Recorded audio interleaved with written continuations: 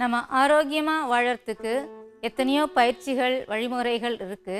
ஆனால் யோகா செய்கிறது மூலமாக நம்ம ஆரோக்கியமாக எப்படி வாழலாம் அப்படிங்கிறத பற்றி நம்ம இப்போ பார்க்க போகிறோம். யோகா தோற்றமானது எந்த நாடு அப்படின்னு பார்த்தா அது இந்தியா தான். அப்பேற்பட்ட இந்தியாவில் நாமளும் பிறந்திருக்கோம் அப்படிங்கிறதுல கண்டிப்பாக நம்ம பெருமைப்படத்தான் வேணும். கிட்டத்தட்ட எத்தனையோ லட்சங்கள் ஆசனங்கள் இருக்குது. அந்த ஆசனங்களில் புத்தக வடிவத்தில் முறையாக நமக்கு தொகுத்து கொடுத்தவர் யார் அப்படின்னு பார்த்தோம்னா பதஞ்சலி அப்படிங்கிற ஒரு ரிஷி. பதஞ்சலி முனிவரை பொறுத்த வரைக்கும் அந்த யோகாசனாவை 8 படியாக பிரிச்சிருக்காரு. அது யமா, நியமா, ஆசனா, பிராணாயாமா, பிரத்யாகாரா, தாரணா, தியானா, சமாதி அப்படிங்கிற 8 நிலைகள். இந்த 8 நிலைகளில் 3வது நிலையாக இருக்கிற ஆசனா, யோகாசனாவை பற்றி நாம் இப்போ பார்க்க போகிறோம். இந்த காலகட்டத்தில் நமக்கு ஸ்ட்ரெஸ்ஸு, டிப்ரெஷன், உணவு பழக்கங்கள், வாழ்க்கை நடைமுறைகள் எல்லாமே மாறி மாறி இருக்குது. இந்த காலகட்டத்திலையும் நம்ம ஆரோக்கியமாக வாழணும் அப்படின்னா ஒரு சில ஆசனங்களை நம்ம இப்போ செஞ்சு நடைமுறையில் நம்ம வாழ்க்கையை நல்லபடியாக கழிக்க முடியும். அதில் சில ஆசனங்களை பற்றி நாம் இப்போ பார்க்க போகிறோம்.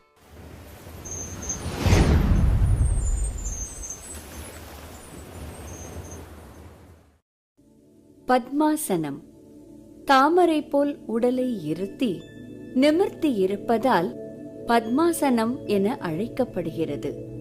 பத்மம் என்றால் தாமரை. சூரியனை கண்டு தாமரை மலர்வது போல் உடலாகிய குளத்தில் உள்ளமாகிய தாமரையை ஏந்தி இறையுணர்வில் நிறைந்து முக்தியடைய வேண்டும் என்பதே இதன் தத்துவம். முதல் நிலையாக கால்களை நீட்டி உட்கார்ந்து தளர்த்திக் கொள்ள வேண்டும். வலது காலை முதலில் மடக்கி இடது தொடையின் மேல் வைக்கவும். பின்பு இடது காலை மடக்கி வலது தொடையின் மேல் வைக்கவும்.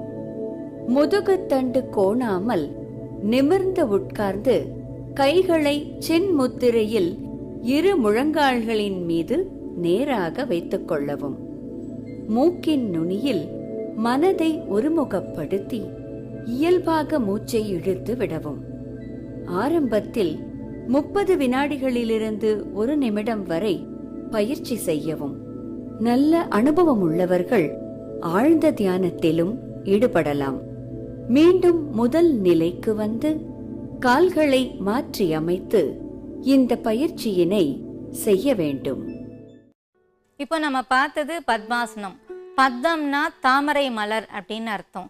நம்ம உட்காந்துருக்கிற இந்த பொசிஷன் அது தாமரை மலரை போல ஒத்து இருக்கிறதுனால இந்த ஆசனாக்கு பத்மாசனம்னு பேர் வந்திருக்கு.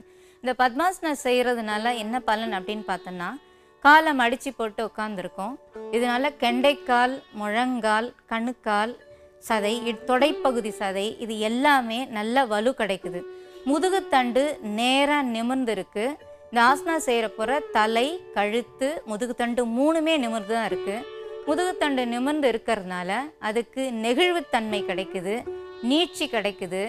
வயசாகக்கூடிய ஒரு தன்மையை இது கொஞ்சம் குறைச்சி கொடுக்கும். இந்த ஆசனா செய்கிறது மூலமாக நல்ல கண்ணை மூடிட்டு பிராணாயாமமும் இதில் செய்கிறது மூலமாக நம்ம நுரையீரல் பகுதி நன்கு விரிவடைஞ்சு ஆக்சிஜனோட கொள்ளளவு திறன் ரொம்ப அதிகமாக நமக்கு கிடைக்கிறது. ஆக்சிஜன் உள்ளே போச்சுனாலே நம்மளோட ஒவ்வொரு செல்ஸையும் அது போகுது. ஆட்டோமேட்டிக்காகவே நம்மளோட உடம்பில் உள்ள ஒவ்வொரு பகுதியும் நல்லா இயங்கும்.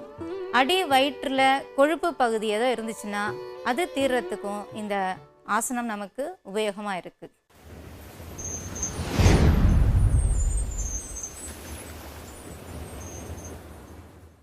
கோமுகாசனம் கால்களை மடக்கி முழங்கால்களால் பசுமுகம் போல் அமைப்பதால் கோமுகாசனம் என அழைக்கப்படுகிறது.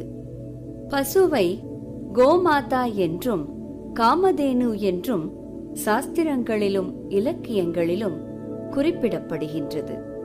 பசுவின் மனித சமுதாய சேவையை கருதி அதனை போற்றும் வகையில் கோமுகாசனம் என்று பெயரிட்டுள்ளனர் நம் முன்னோர்கள். முதல் நிலையாக கால்களை நீட்டி அமர்ந்து கொள்ளவும். இடது காலை முதலில் மடக்கி குதிகாலை வலது தொடையருகில் வைக்கவும். இப்பொழுது வலது காலை மடக்கி இடது காலின் மேல் போகும்போது இரு முட்டிகளும் ஒன்றை ஒன்று சந்திக்குமாறு வைக்கவும்.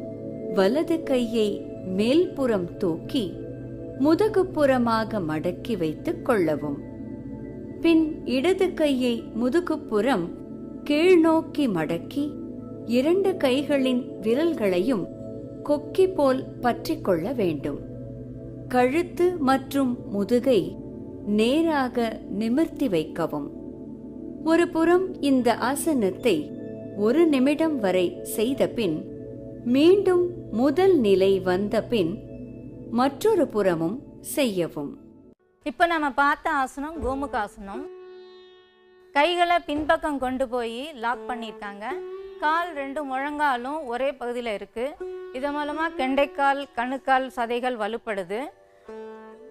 கைகளில் தோள்பட்டை எலும்பு நன்கு வலுவடைகிறது. ஜீரண உறுப்பு மண்டலம் நன்றாக செயல்படுது.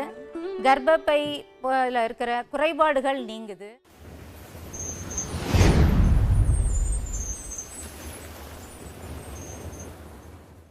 புஜங்காசனம். இரு கைகளை ஊன்றி முன் உடலை தூக்கும் பொழுது சாதாரண நிலையில் படமெடுத்த நாகம் போல் தோன்றுவதினால் இந்த ஆசனம் புஜங்காசனம் என அழைக்கப்படுகிறது. புஜங்கம் எனப்படும் நாகம் எவ்வாறு பல நாட்களுக்கு ஒருமுறை உணவெடுத்துக் கொண்டு உயிர் வாழ்கிறதோ அதுபோல் மனிதர்களும் அதீத உணவு மோகத்தை விடுத்து அளவான ஆகாரத்தை உண்டு நீண்ட ஆயுளை பெற வேண்டும் என்பது இதன் தத்துவமாகும். முதல் நிலையாக வயிறு தரையில் இருக்குமாறு குப்புறப் படுக்கவும். உள்ளங்கைகளை தரையில் படுமாறு கைகளை இரு பக்கமும் வைக்க வேண்டும். இரு கைகளையும் மேலே தூக்கி தோள்பட்டைக்கு இருபுறமும் வைக்கவும். கால்கள் நேராகவும் பாதங்கள் இணைந்து பின்னோக்கி நீட்டி பூமியில் படுமாறும் இருக்க வேண்டும். மூச்சை உள்நிரப்பி தலை, கழுத்து, மார்பு பகுதி என தொப்புள் வரை உயர்த்தி பின்னோக்கி வளைக்க வேண்டும். 1 நிமிடம் வரை செய்த பின் முதல் நிலைக்கு வரவும்.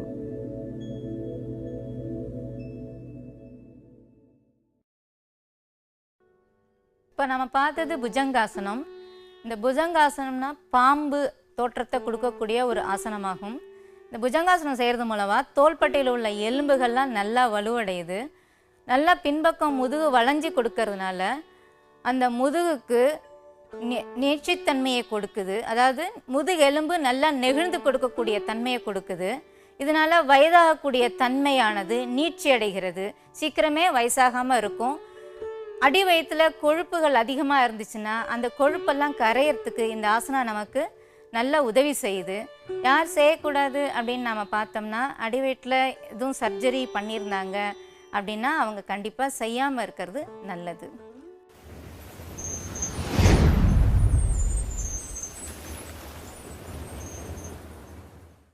தனுராசனம்.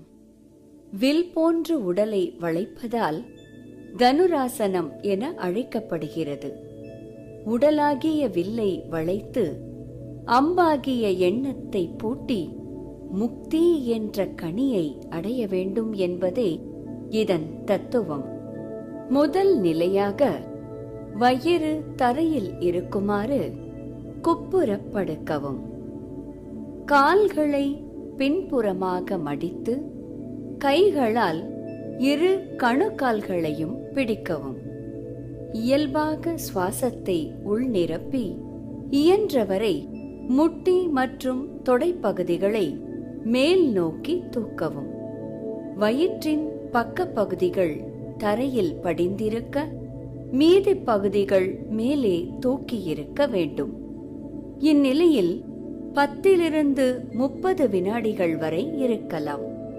சுவாசம் வெளியேற்றி மெதுவாக முதல் நிலைக்கு திரும்பவும்.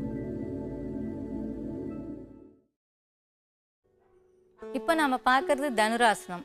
தனுர் அப்படின்னாலே வில் அப்படின்னு அர்த்தம். வில் போல நம்ம உடம்பு நல்லா வளைஞ்சு கொடுக்குது. முதுகுத்தண்டு அப்படியே ஒரு போட்டு மாதிரி பின்பக்கம் வளைஞ்சிருக்கும், காலை பிடிச்சிருக்காங்க. இப்போ முதுகுத்தண்டு இந்த அளவுக்கு வளைஞ்சிருக்கிறதுனால முதுகுத்தண்டுக்கு நல்ல உறுதியை அது கொடுக்குது. அதே சமயம் வயிற்று பகுதி மட்டும்தான் கீழே இருக்குது. நம்ம வயிற்றுக்கு இது மசாஜ் பண்ணக்கூடிய ஒரு தன்மையை இந்த ஆசனம் கொடுக்குது. ஜீரண கோளாறு கண்டிப்பாக வராது. நுரையீரல் நல்லா விரிஞ்சு கொடுக்கறதுனால அதிகமான காற்று நம்ம சுவாச பகுதிக்கு போகுது. இதனால நமக்கு சுவாச கோளாறு வரதுக்கான எந்த வாய்ப்புகளுமே கிடையாது.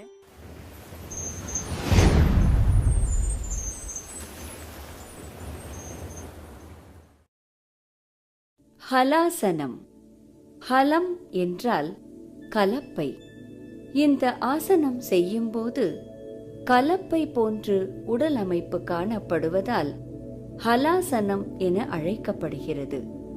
கலப்பை நிலத்தை உழுது தானியங்களை விதைக்க பயன்படுவதைப் போல உடலாகிய நிலத்தில் எண்ணமாகிய வித்துக்களை விதைத்து முக்தி என்ற தானியத்தை அறுவடை செய்ய வேண்டும் என்பதே இதன் தத்துவமாகும். முதல் நிலையாக மல்லாந்து படுத்துக்கொள்ள வேண்டும். மூச்சை உள்ளிழுத்தபடி 2 கால்களையும் ஒன்று சேர்த்து 90 டிகிரி கோணத்தில் மேலே உயர்த்தவும். 2 உள்ளங்கைகளையும் தரையில் அழுத்தி வைக்க வேண்டும். தலைக்கு மேல் கால்களை கொண்டு சென்று முதுகை வளைத்து பாதத்தை தலைக்கு பின்புறமாக தரையை தொட்டு வைத்திருக்க வேண்டும். இயல்பான சுவாசத்தில் 15 வினாடிகள் இருந்து பின் முதல் நிலைக்கு திரும்பவும்.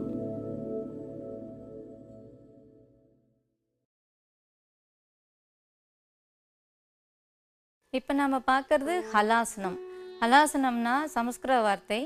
இது இந்த கலப்பைன்னு சொல்லலாம், ஏறு வயலில் உழறது, அந்த கலப்பை போன்ற ஒரு தோற்றத்தை இந்த அமைப்பானது நமக்கு கொடுக்குது. இது செய்கிறப்ப கழுத்து பகுதி மடங்கி பின்பக்கம் உடல் ஃபுல்லாக போகுது. அதனால் அதிகமான இரத்த ஓட்டம் நம்ம கழுத்து பகுதிக்கு வருது. இந்த கழுத்து சம்மந்தமான எந்த பிரச்சனையும் நம்ம அண்டாது. பின்பக்கம் கால்கள் 2 நன்கு நீண்டு இருக்குது. அது மூலமாக நம்முடைய தசைகள் தலைப்பகுதியில் கழுத்து பகுதியிலேருந்து கால் பக்கம் வர இருக்கிற தசைப்பகுதியெல்லாம் நன்கு நீட்சி அடையக்கூடிய ஒரு தன்மையை கொடுக்குது. உடல் ஃபுல்லாக மடக்கி இருக்கிறதுனால ஜீரண கோளாறு போன்ற எந்த பிரச்சனையுமே இந்த ஹலாசனத்தில் நமக்கு வரத்துக்கான வாய்ப்புகளே இல்லைன்னு நான் சொல்ல முடியும்.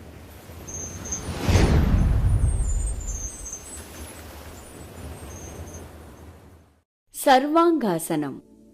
சர்வ அங்க ஆசனம், அதாவது உடலில் உள்ள எல்லா உறுப்புகளையும் இயக்குவதால் சர்வாங்காசனம் என அழைக்கப்படுகிறது.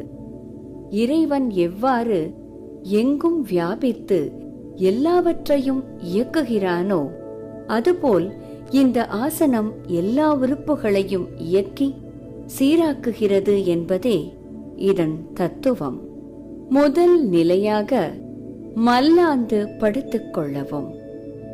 2 கைகளையும் உடலோடு ஒட்டி தரையில் வைத்து மெதுவாக இயல்பான சுவாசத்தில் 2 கால்களையும் மேலே தூக்க முயற்சி செய்யவும்.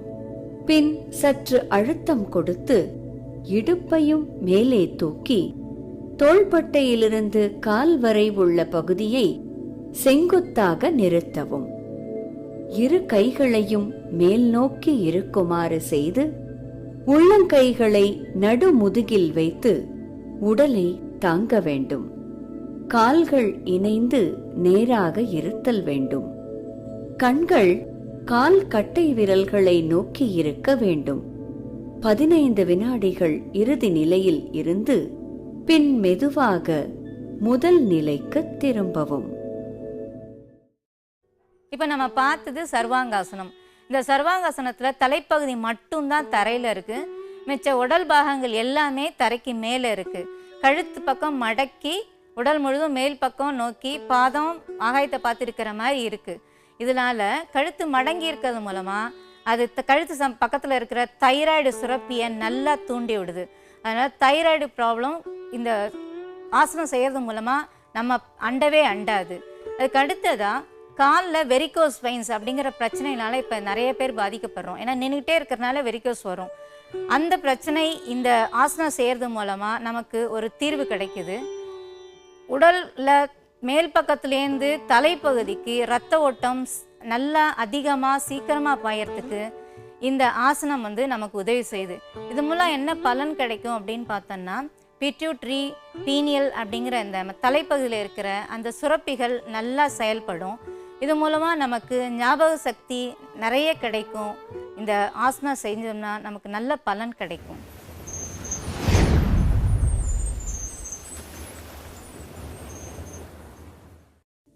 மத்ஸ்யாசனம். இந்த ஆசனத்தை தமிழில் மச்சாசனம் என்பர்.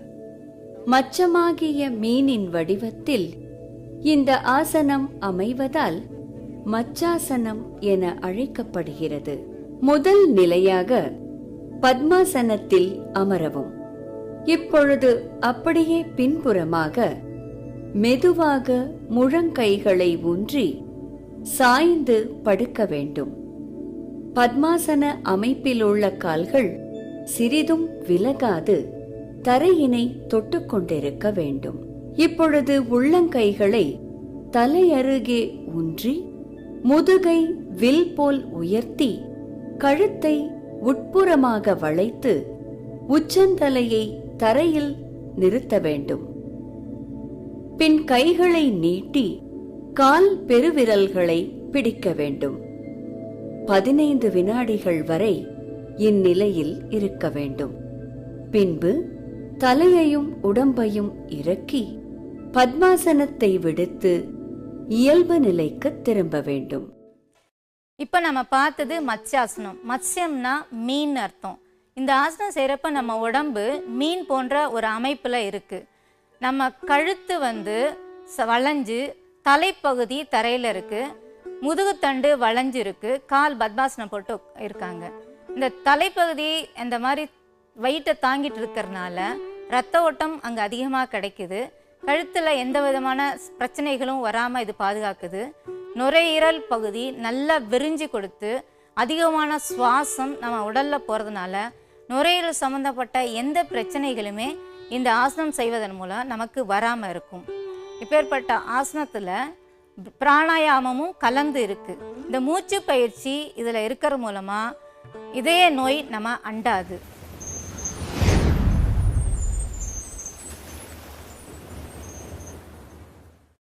உட்கட்டாசனம்.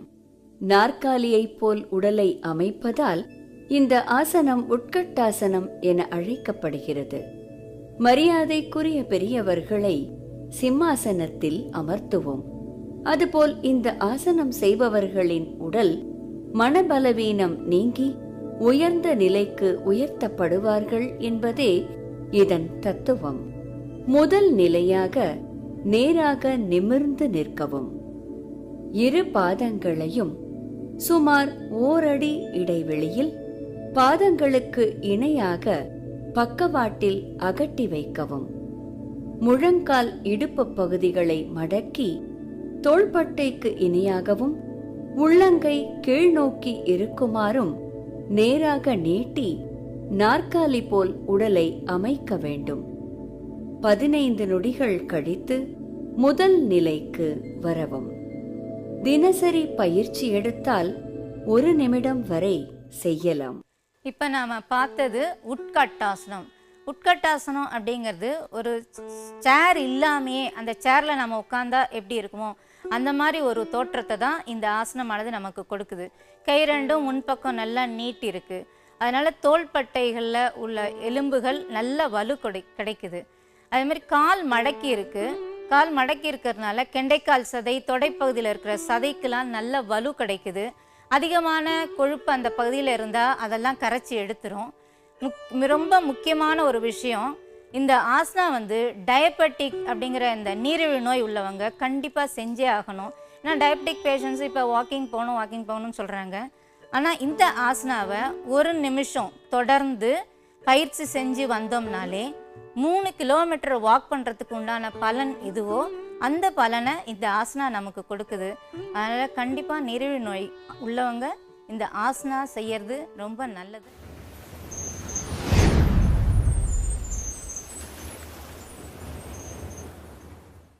வீராசனம் உடலுக்கு கம்பீரமான தோற்றமும் கட்டுமஸ்தான உடல் அமைப்பும் தருவதால் வீராசனம் என அழைக்கப்படுகிறது. முதல் நிலையாக நேராக நிமிர்ந்து நிற்கவும். சுமார் 2 அடி தூரம் இடது காலை முன்னோக்கி வைக்கவும். பின் இடது முழங்காலை மடக்கி அவரவர் உடல் எடையை முன்காலில் செலுத்தவும். சற்று உடலை முன்னோக்கி கொண்டு வந்து சற்று மெதுவாக வளைத்து 2 கைகளையும் தலைக்கு மேல் தூக்கி கும்பிடவும். 15 வினாடிகள் கழித்து முதல் நிலைக்கு வரவும். இதேபோல் வலது காலை முன்வைத்து மறுபுறமும் மாற்றி செய்யவும். இப்போ நம்ம பார்த்தது வீராசனம். போர் வீரர்களுக்கு உகந்த ஒரு ஆசனம் இது. இந்த முன்பக்கம் காலை மடக்கி முதுகெலும்பு வளைஞ்சு கைகள் 2ம் தலைக்கு மேலே பின்பக்கம் போயிருக்கு. இது மூலமாக கைகளில் உள்ள சதைகள், தோள்பட்டை எலும்பு இதுக்கு நல்ல வலு கிடைக்குது. நுரையீரல் நன்கு விரிஞ்சு இருக்கிறதுனால பிராணவாயு நம்ம உடலுக்குள்ள அதிகமாக போகிறதுக்கு இந்த ஆசனம் நமக்கு உதவியாக இருக்குது. முதுகு தண்டு வளைஞ்சு இருக்கிறதுனால அதுக்கு நீட்சித்தன்மையை இந்த ஆசனா கொடுக்குது. அடி வயிற்றில் கொழுப்பு அதிகமாக இருந்துச்சுன்னா அதை கண்டிப்பாக இந்த ஆசனா குறைக்கிறதுக்கு நல்ல உதவி செய்யும்.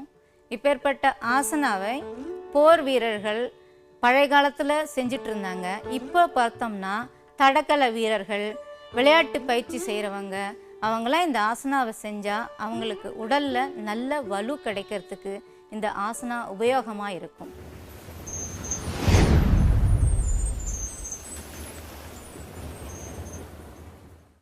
சாந்தியாசனம். சாந்தியாசனம் என்பது ஆசனங்களில் சுபமாக அமைவது, அதாவது இறுதியான ஆசனம். யார் எந்த ஆசனத்தை எவ்வளவு நேரம் செய்தாலும் அவர்கள் செய்யும் நேரத்தில் 1/3 நேரம் சவாசனம் என்னும் சாந்தியாசனம் செய்து ஆசன பயிற்சியை நிறைவு செய்ய வேண்டும். முதல் நிலையாக கிழக்கு நோக்கி மல்லாந்து படுக்கவும்.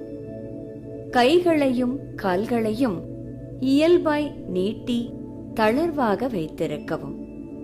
ஆடையும் விரிப்பும் உடலை உறுத்தாத அளவிற்கு இருக்க வேண்டும். கண்களை மூடி கால் கட்டை விரலிலிருந்து ஒவ்வொரு பகுதியாக அந்தந்த பகுதியை மனக்கண்ணால் நினைத்து சாந்தி பெறுவதாக அனுமானம் செய்யவும்.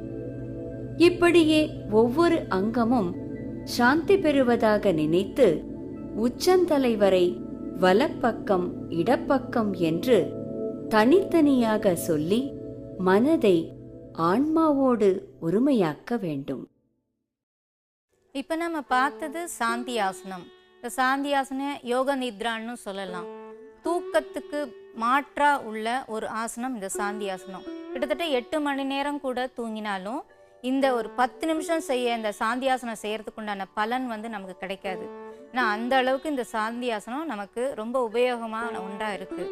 எப்படின்னு பார்த்தோம்னா இந்த சாந்தியாசனம் பண்ணுறது மூலமாக நம்ம மைண்டு பாடி 2மே டோட்டலாக ரிலாக்ஸ் ஆகுது. நமக்கு படபடப்பு, டென்ஷன், ரெஸ்ட்லெஸ்னஸ் இதெல்லாம் இருந்துச்சுன்னா இந்த சாந்தி ஆசனத்தில் கம்ப்ளீட்டாக சரியாயிடும். ரொம்ப ஸ்ட்ரெஸ்ஸில் இருக்கும், வேலை டென்ஷனில் இருக்கும் அப்படின்னா அதுக்கு இடையிலேயே ஒரு நிமிஷம் எந்திரிச்சு ஒரு 10 நிமிஷம் போல் இந்த சாந்தி ஆசனாவை செஞ்சுட்டு திருப்பியும் அதே ஒர்க்குக்கு நாம் போனோம்னா இன்னும் ஒரு ஃப்ரெஷ்னஸோட பிரிஸ்காக ஆக்டிவாக இந்த வேலையை நம்மளால் செய்ய முடியும். அப்படி அந்த செய்யறதுக்கு இந்த ஆசனா நமக்கு ரொம்ப உபயோகமாக இருக்குது.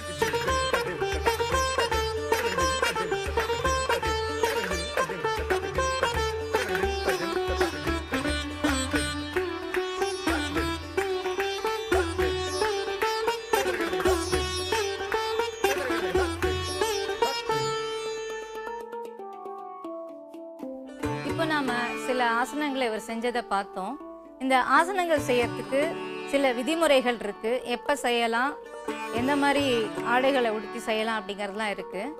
முதலாவதாக ஆடை கட்டுப்பாடு. எப்படின்னா காட்டன் ட்ரெஸ் போட்டுட்டு செய்கிறது நல்லது. ஆடை வந்து தளர்வான அதாவது லூஸான ஒரு ட்ரெஸ் போட்டுட்டு பண்ணுறது நல்லது. எந்த நேரத்தில் செய்யலாம் அப்படின்னு பார்த்தோம்னா விடியற்காலையில் செய்யறது ரொம்பவே நல்லது. அப்போது நேரம் கிடைக்கல அப்படின்னு இருந்துச்சுன்னா சாப்பிட்ட பிறகு ஒரு 2 மணி நேரம் இடைவெளி விட்டு இந்த ஆசனங்களை செஞ்சோம்னா நமக்கு மிகவும் நல்லது. சரி, அடுத்ததாக நாம டிவி பார்த்து செய்யலாமா அப்படின்னு பார்த்தோம்னா ஒரு நல்ல பயிற்சியாளர் அவர்கிட்ட கற்றுக்கிட்டு அதுவும் தொடர்ந்து இதை நம்ம நடைமுறை வாழ்க்கையில் செஞ்சுட்டு வந்தோம்னா நீண்ட காலம் ஆயுளோடும் ஆரோக்கியத்தோடும் இருக்க முடியும். நன்றி, வணக்கம்.